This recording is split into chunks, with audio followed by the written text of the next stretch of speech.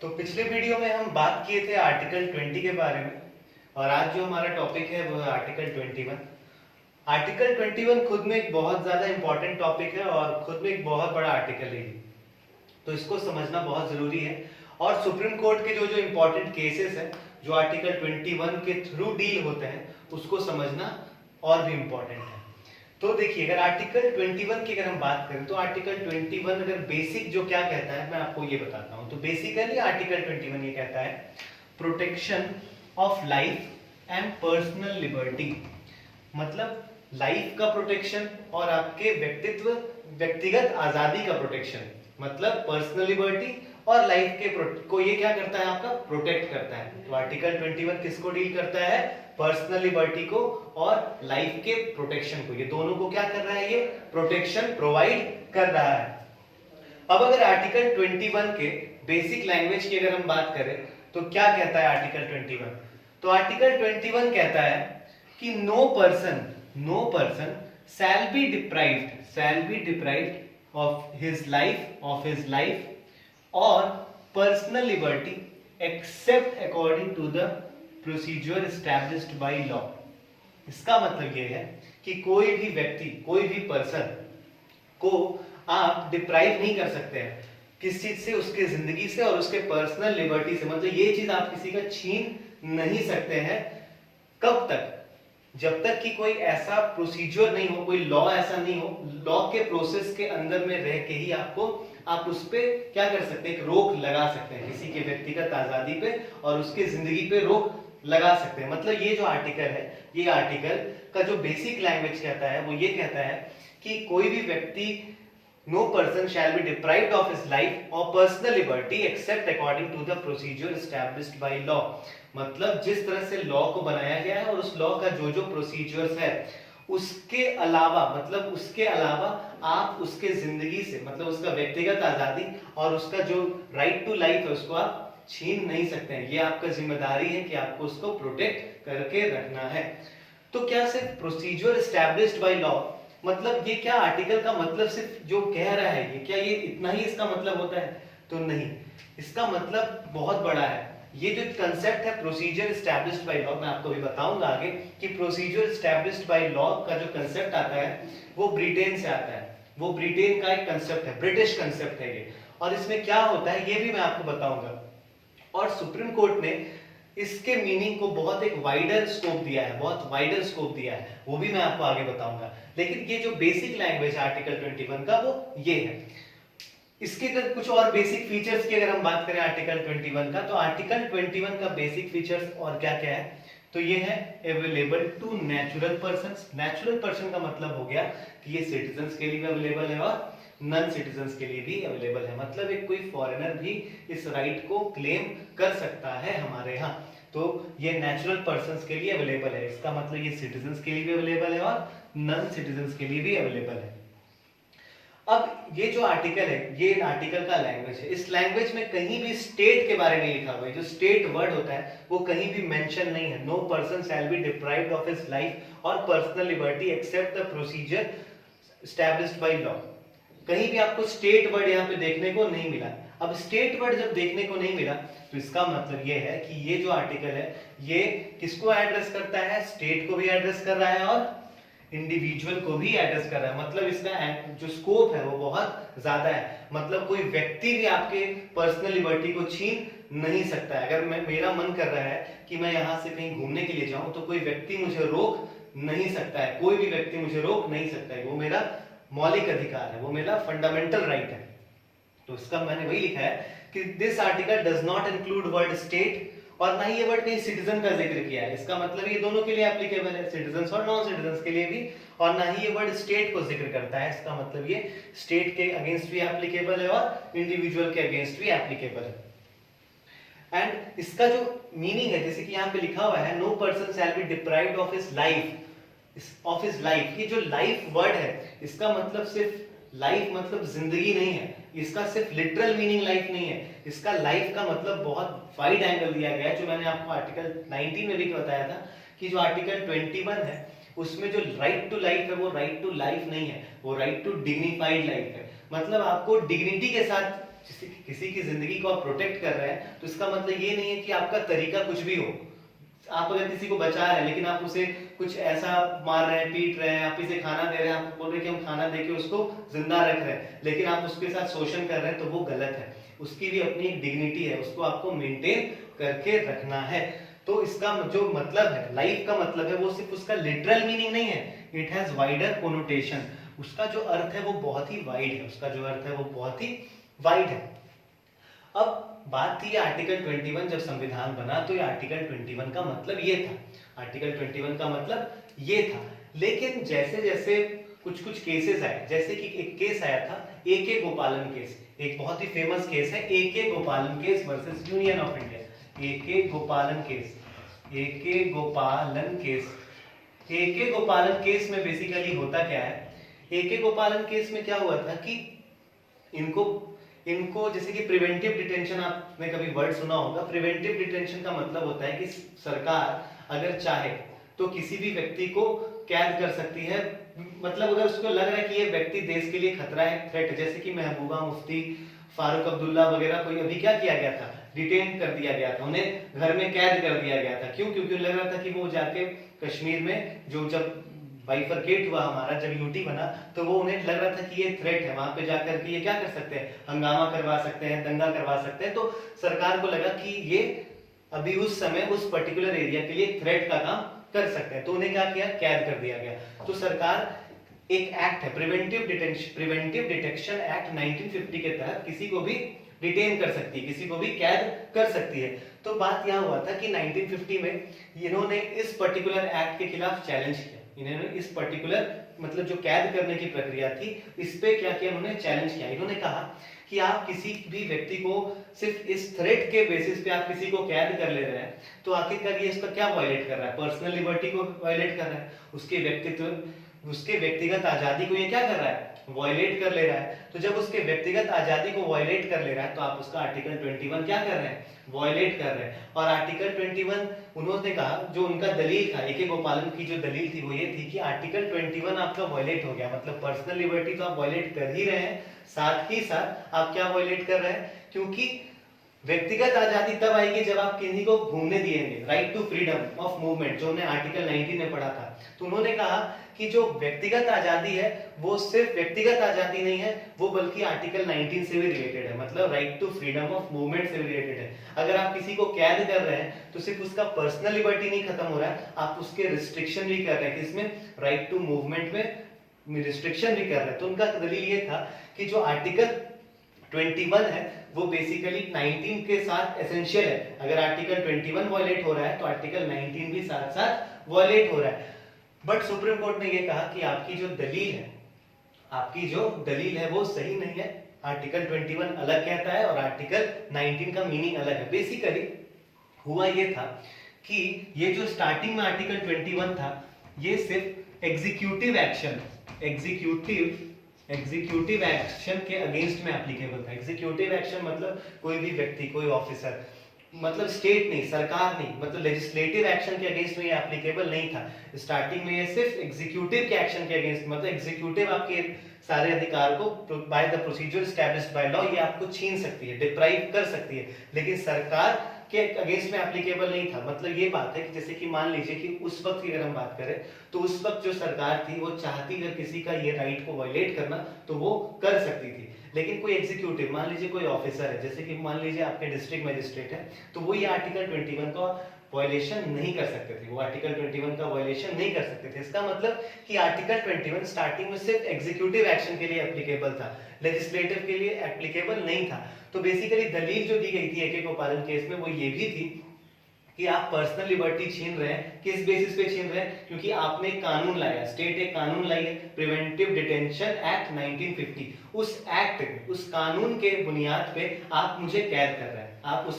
कानून के बुनियाद पे आप मुझे कैद कर रहे हैं, जो ये लिखा है कि except according to the procedure established by law, एक कानून के आधार पे आप मुझे क्या कर रहे हैं, कैद कर ले रहे हैं। तो बेसिकली बात हुआ कि जब आप मुझे कैद कर ले रहे हैं तो वो कैद जो कर रहे हैं वो कितना ऑथेंटिक है, वो कितना ऑथेंटिक है। तो स्टार्टिंग में क्या था कि वो सिर्फ एग्जीक्यूटिव एक्शन के लिए एप्लीकेबल होगा, वो सरकार के खिलाफ आप आवाज नहीं उठा सकते, कोर्ट में नहीं जा सकते। तो इसी को चैलेंज किया गया कि नहीं, सरकार भी कभी जो अपने कोई कानून बना ले, सिर्फ कानून बना के आप किसी के जो राइट्स को छीन रहे हैं वो सही नहीं है। तो लेकिन AK गोपालन केस में कोई खास जजमेंट आया नहीं। सुप्रीम कोर्ट ने कहा कि आर्टिकल 19 का मतलब अलग है और आर्टिकल 20 का मतलब अलग है। उसमें सरकार ने ये नहीं कहा कि दोनों का कोरिलेशन बहुत एक जैसा है, मतलब अगर आर्टिकल 21 वायलेट हो रहा है तो आपका आर्टिकल 19 भी वायलेट होगा, ये सुप्रीम कोर्ट ने ऐसा नहीं कहा। लेकिन क्वेश्चन कभी कभी अगर आता है आपसे कि पहली बार जो प्रोसीजर एस्टैब्लिश्ड बाय लॉ या आर्टिकल 21 को कोई अगर चैलेंज किया था कोई केस, तो वो केस क्या था? AK गोपालन केस। अधिकतर बुक AK गोपालन केस को मिस कर देता है और मेनका गांधी के केस को जिक्र करता है। तो मेनका गांधी का केस जो जजमेंट आया वो इसके बाद आया था। लेकिन अगर कोई पूछता है कि पहला केस जो आर्टिकल 21 जो प्रोसीजर एस्टैब्लिश्ड बाय लॉ को चैलेंज किया था, तो वो क्या था? AK गोपालन केस था। अभी मैं आपको और डिटेल बताऊंगा कि आखिरकार ये जो प्रोसीजर एस्टैब्लिश्ड बाय लॉ को जो चैलेंज किया गया वो क्यों चैलेंज किया गया, और भी इसके मीनिंग क्या होते हैं प्रोसीजर एस्टैब्लिश्ड बाय लॉ के, और इसके अलावा अगर कोई कंसेप्ट है तो वो क्या होता है, तो उसे हम कहते हैं ड्यू प्रोसेस ऑफ लॉ। तो ये दोनों को भी हम समझेंगे, तो आप इसे नोट कर लीजिए पहले।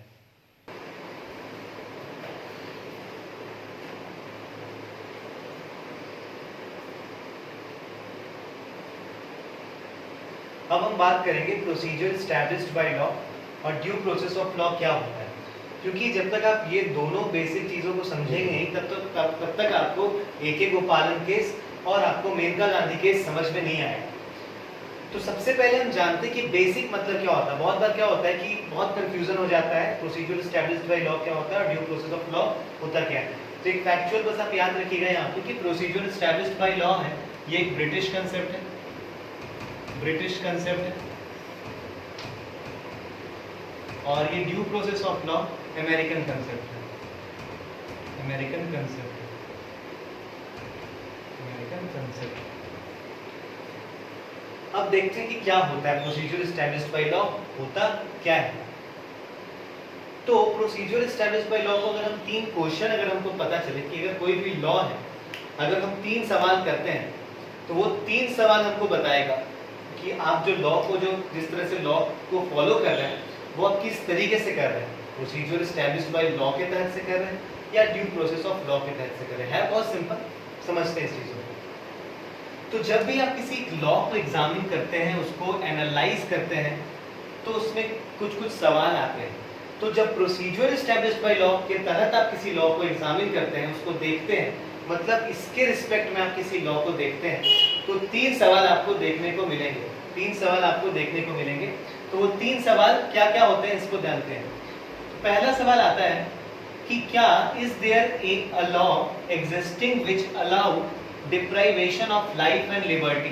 इसका मतलब है कि क्या कोई ऐसा लॉ है, ऐसा कोई लॉ है जो किसी के लाइफ और लिबर्टी को क्या कर रहा है, डिप्राइव कर रहा है। तो आपको पहला सवाल क्या देखना है, अगर मान लीजिए कि किसी स्टेट ने किसी का आर्टिकल 21 को वायलेट किया, किसी आर्टिकल 21 को वायलेट किया, तो सबसे पहले हम चेक करेंगे कि क्या ऐसा कोई लॉ है जिसके बेसिस पे स्टेट ने ऐसा काम किया है। तो पहला सवाल मेरे पास आना चाहिए कि क्या कोई ऐसा लॉ एग्जिस्ट करता है जो अलाउ कर रहा है क्या किसी के लाइफ और पर्सनल लिबर्टी को डिप्राइव करने का। दूसरा सवाल ये जो आता है कि ठीक है अगर लॉ है भी, तो लॉ जो है क्या ये कॉम्पिटेंट लेजिस्लेचर के द्वारा बनाया गया है, मतलब एक प्रॉपर अथॉरिटी उसको बनाया है या नहीं बनाया। तो लॉ हमारे यहाँ कौन बनाता है, बेसिकली लेजिस्लेचर बनाता है। तो ये चेक करना पड़ेगा कि ये जो लॉ जो जिस बेसिस पे आप कर रहे हैं, जो लॉ जिसको आप बोल रहे हैं, वो लॉ जिसने बनाया है वो किसी सही मतलब कॉम्पिटेंट लेजिस्लेचर से बनाया या नहीं, या तो स्टेट गवर्नमेंट लॉ बनाएगी या फिर पार्लियामेंट लॉ बनाती है। तो क्या ये दोनों जगह से लॉ बना है कि नहीं बना है, दूसरा क्वेश्चन हम ये चेक करेंगे। तीसरा जो चीज चेक करेंगे कि while enacting the law the prescribed procedure was followed और नॉट। मतलब जब लॉ को, चलिए ये भी मान लिए कि कॉम्पिटेंट लेजिस्लेचर ने लॉ को बनाया, एक लॉ है जिसको कॉम्पिटेंट लेजिस्लेचर ने भी लॉ को बनाया। अब हम चेक क्या करेंगे कि वो जो लॉ जिस हिसाब से इन्फोर्स होना चाहिए, जिस हिसाब से वो सामने आना चाहिए, तो क्या हमने जो प्रॉपर प्रोसीजर है उस लॉ को इन्फोर्स करने का, क्या हमने उसको फॉलो किया है या नहीं किया है। While enacting the law, the prescribed procedure was followed or not. इसका मतलब ये है, सिंपल सा एग्जांपल से ये समझिए कि एक कानून बना, मानिए स्टेट गवर्नमेंट ने, आज मान लीजिए कि नरेंद्र मोदी बीजेपी की गवर्नमेंट एक कानून लाती है और कह देगी कि तुम्हारा आर्टिकल 21 किसी एक ग्राउंड पे तुम्हारा क्या हो जाएगा, वायलेट हो सकता है। मान लीजिए उसने कह दिया कि हमारे खिलाफ जो भी कुछ बोलेगा उसका आर्टिकल 21 हम वायलेट कर देंगे, सिंपल भाषा में समझिए, आर्टिकल 21 वायलेट कर देंगे। तो उसने क्या किया, पहले तो एक लॉ लाया, लॉ पास किया पार्लियामेंट से, तो लॉ आ गया, यानी कि पहला चीज तो क्लियर हो गया कि उसके पास एक लॉ है जिसके कारण वो मेरा आर्टिकल 21 वायलेट कर सकती है। दूसरा चीज क्या है कि ये लॉ उसने पास किया है, तो कॉम्पिटेंट लेजिस्लेचर ने पास किया। अब उसके बाद तीसरा उसने क्या किया, उसने लिख दिया कि हाँ एक प्रॉपर प्रोसीजर होगा इसका इन्फोर्स करने का। मतलब अगर मेरा मान लीजिए मैं सरकार के खिलाफ बोलूंगा तो मेरे पे ये सेक्शन लगाएगी, मेरे पे ये कानूनी कार्रवाई प्रॉपर होगी, एक प्रॉपर मैनर उसके अंदर प्रिस्क्राइब्ड है उस लॉ के अंदर। तो ये होता है प्रोसीजर एस्टैब्लिश्ड बाय लॉ। तो इसमें हमने एक चीज मिस किया, वो क्या किया, हमने लॉ के क्वालिटी को चेक नहीं किया, हमने लॉ की क्वालिटी को कहीं चेक नहीं किया। हमने क्या कहा कि एक लॉ होना चाहिए, वो लॉ एक कॉम्पिटेंट लेजिस्लेचर पास करेगा। तीसरा कि वो लॉ एक प्रॉपर प्रोसीजर को फॉलो करना चाहिए जब उसको इन्फोर्स करना होगा। लेकिन हमने तीनों सवाल में कहीं ये नहीं कहा हमने कि वो जो लॉ है क्या वो खुद में सही है या नहीं है। हमने तो ये नहीं कहा, हमने कहीं पूछा इस तीनों सवाल में कि लॉ जो है क्या वो लॉ बिल्कुल सही है या नहीं है, मतलब लॉ जो है वो एक फेयर लॉ है कि नहीं है, कि मतलब होता है ना कि प्रॉपर एक वे, हम सरकार कही कि हम मेरे विरोध जो करेगा उसका आर्टिकल 21 वायलेट कर देंगे, तो इसका मतलब तो ये हो गया ना कि फिर तो जो भी कुछ भी बोलेगा उसको सरकार जेल में डाल देगी, कुछ भी कर सकती है, वो कैद कर देगी आपको। तो ये होता है बेसिकली मेरा प्रोसीजर एस्टैब्लिश्ड बाय लॉ। मतलब प्रोसीजर एस्टैब्लिश्ड बाय लॉ मतलब सिंपली ये कहिए कि वो सिर्फ कानूनी प्रक्रिया को देख रहा है, वो सही है या गलत है इस पे बात नहीं करता है। लेकिन ड्यू प्रोसेस ऑफ लॉ, ये तीनों क्वेश्चन उसमें भी आएगा, लेकिन उसमें चौथा क्वेश्चन जुड़ जाता है कि क्या ये लॉ और क्या ये जो प्रोसीजर है वो सही है या नहीं है, वो सही है या नहीं है। तो बेसिकली यही होता है मेरा प्रोसीजर एस्टैब्लिश्ड बाय लॉ और ड्यू प्रोसेस ऑफ लॉ। अब एक और चीज आपको यहाँ पे देखने को मिलेगा, एक और चीज क्या देखने को मिलेगा कि ड्यू प्रोसेस आया है, अमेरिकन कंसेप्ट से आया है। ड्यू प्रोसेस कहाँ से आया है, अमेरिकन कंसेप्ट से आया है। और अमेरिका में क्या है, अमेरिका में क्या है, जुडिशरी पावरफुल होती है, जुडिशरी पावरफुल होती है। ब्रिटेन से क्या है, प्रोसीजर एस्टैब्लिश्ड बाय लॉ आया है। ब्रिटेन में पावरफुल कौन होता है, पार्लियामेंट पावरफुल होती है। ब्रिटेन में क्या होता है, पार्लियामेंट पावरफुल होती है। तो सिंपल सा बात है, जो पावरफुल होगा, जो पावरफुल होगा वो अपने खिलाफ कुछ सुनेगा नहीं, जो अपने खिलाफ कुछ सुनेगा नहीं। ब्रिटिश में जो ब्रिटेन में जो लॉ बनते हैं, पार्लियामेंट में जो लॉ बनती है वही कानून हो जाता है। और आप उस कानून को जनरली ये कोई नहीं बोलेगा कि ये कानून सही है या गलत है, नहीं, वहां ये नहीं बोलते। क्यों, क्योंकि पार्लियामेंट एक सुपीरियर अथॉरिटी, वो एक किंग है। अब किंग कोई कानून बना रहा है तो छोटे वर्ग का ये नहीं बोलेगा कि नहीं तुम्हारा कानून गलत है, तो वो उसके क्या होगा, वो उसकी इज्जत पे खतरा है, वो उसके इज्जत पे खतरा है। इसलिए वहां पे कौन सा प्रोसीजर चलता है, प्रोसीजर एस्टैब्लिश्ड बाय लॉ चलता है। लेकिन अमेरिका में क्या है, अमेरिका में जुडिशरी पावरफुल है। जुडिशरी क्या है, पावरफुल। हमने जुडिशियल रिव्यू भी पढ़ा था कि जुडिशियल रिव्यू कहाँ से आया था, अमेरिका से आया था। तो वहां पे क्या कौन कौन पावरफुल है अमेरिका में, जुडिशरी पावर है, जुडिशरी पावरफुल है। तो इसका मतलब जुडिशरी लेजिस्लेचर पे नजर रख सकती है, एग्जीक्यूटिव पे क्या कर सकती है, नजर रख सकती है। अब ध्यान से देखिए, ये पार्लियामेंट, ये लेजिस्लेचर होता है, एक एग्जीक्यूटिव हुआ और एक हमारा जुडिशरी हुआ, एक हमारा जुडिशरी हुआ। ब्रिटेन में क्या है कि लेजिस्लेचर पावरफुल है, लेजिस्लेचर पावरफुल है, तो वो किस पे चेक करेगी, वहां पे जुडिशरी एक अलग बॉडी है, वो जुडिशरी का कोई मतलब रिलेशन नहीं है। लेजिस्लेचर किस पे नजर रखेगी, एग्जीक्यूटिव पे नजर रखेगी। तो जब आर्टिकल 21 का लैंग्वेज आप देखे थे स्टार्टिंग में, तो उसमें क्या लिखा था, except the procedure established by law. तो लेजिस्लेचर पे तो कोई एक्शन होगा नहीं, वो सिर्फ एक्शन किस पे लेगा, एग्जीक्यूटिव पे। तो हमने बताया कि जब पहली बार आर्टिकल 21 आया था तो किसके अगेंस्ट में एप्लीकेबल था, सिर्फ एग्जीक्यूटिव एक्शन के अगेंस्ट में एप्लीकेबल था। लेकिन जब बाद में मेनका गांधी का केस आया, मेनका गांधी का केस आया 1978 में, उनका क्या हुआ था कि उनका पासपोर्ट को जब्त कर लिया गया। वो बाहर जाने वाली थी तो उनके पासपोर्ट को जब्त कर लिया गया। तो जब पासपोर्ट को जब्त कर लिया गया तो एक तो उनका पर्सनल लिबर्टी को छीन लिया गया, और एक तो movement, freedom of movement. Passport है तो वो बाहर जाना है, अब्रॉड जाना है। तो हमने बताया था कि अब्रॉड जाने का कंसेप्ट कहां से आया था, आर्टिकल 21 में था। मैंने बताया था कि 3 टाइप के मूवमेंट होते हैं, एक with in the territory of India जो आर्टिकल 19 डील करता था, और एक going abroad and returning abroad जो कौन डील करता था, आर्टिकल 21 डील करता था। तो ये जो आर्टिकल 21, ये जो दो मूवमेंट आए थे ये मेनका गांधी के केस से आए थे। मेनका गांधी के पासपोर्ट को जब जब्त कर लिया गया तो उन्होंने केस फाइल किया। उन्होंने कहा कि मेरा पर्सनल लिबर्टी का क्या हुआ है, हनन हुआ है। तो सुप्रीम कोर्ट ने कहा कि जो पर्सनल लिबर्टी का मतलब व्यक्तिगत आजादी का मतलब है, वो सिर्फ किसी फिजिकल टॉर्चर, अरेस्ट का मतलब सिर्फ ये नहीं है, मतलब कि कोई मुझे अरेस्ट कर लेगा, कोई मुझे टॉर्चर कर रहा है, मतलब सिर्फ फिजिकल लिबर्टी से उसका मतलब नहीं है। उसका लिबर्टी का मतलब बहुत बड़ा स्कोप है लिबर्टी का मतलब। और उसी केस में ड्यू प्रोसेस ऑफ लॉ का कंसेप्ट आर्टिकल 21 में भी आ जा रहा है। तो मतलब अब कोर्ट कहती है कि कोई भी जो स्टेट होगी वो आपके आर्टिकल 21 को अगर छीन रही है तो प्रोसीजर एस्टैब्लिश्ड बाय लॉ तो होगा ही होगा, साथ में ड्यू प्रोसेस ऑफ लॉ भी होना चाहिए। मतलब जिस लॉ के बेसिस पे वो आपके राइट्स को छीन रही है वो राइट भी कैसा होना चाहिए, फेयर होना चाहिए, रिजनेबल होना चाहिए, नॉन आर्बिट्ररी होना चाहिए। मतलब ऐसा नहीं कि सरकार का मन किया कि आज हम एक लॉ लाते हैं और आज तुम्हारा आर्टिकल 21 हम छीन लेंगे किसी पर्टिकुलर सेक्शन ऑफ सोसाइटी का, तो सरकार ऐसा काम नहीं कर सकती है। क्यों? क्योंकि अब एक चेक पॉइंट है हमारे आर्टिकल 21 में, वो क्या है, ड्यू प्रोसेस ऑफ लॉ। जो लॉ फेयर है या नहीं है इसके बारे में भी बताता है। तो जब जो स्टेट है, जो लेजिस्लेचर है, जब कोई लॉ लाएगी तो वो लॉ को चेक कर सकता है कौन, जुडिशियरी चेक कर सकता है। किस पावर से चेक कर सकता है, जुडिशियल रिव्यू के पावर से चेक कर सकता है। जुडिशियल रिव्यू किस आर्टिकल में आता था, आर्टिकल 13 में आता था, आर्टिकल 13 में आता था। सिमिलरली आर्टिकल 14 जब हम पढ़े थे तो आर्टिकल 14 में दो टाइप के इक्वालिटी पढ़े थे, एक इक्वालिटी बिफोर लॉ और एक और क्या पढ़े थे, प्रोटेक्ट। एक और जो हम पढ़े थे आर्टिकल 21 में, ये दो पढ़े थे, इक्वालिटी बिफोर लॉ और दूसरा equal protection of law. Equal protection of law तो हमने बताया था जो इक्वालिटी बिफोर लॉ था वो ब्रिटिश कंसेप्ट था, जो मतलब सबको एक नजर पे देख रहा था, सबको एक नजर पे, चाहे छोटा गरीब। लेकिन प्रोसीड ये जो इक्वल प्रोटेक्शन ऑफ लॉ में हम क्या देख रहे थे, वो एक अमेरिकन कंसेप्ट था, तो वहां पे भी जुडिशियरी का रोल आया था, तो ध्यान रखिएगा आर्टिकल 14, 19 और 21 ये तीनों का बहुत इंपॉर्टेंट रिलेशनशिप है।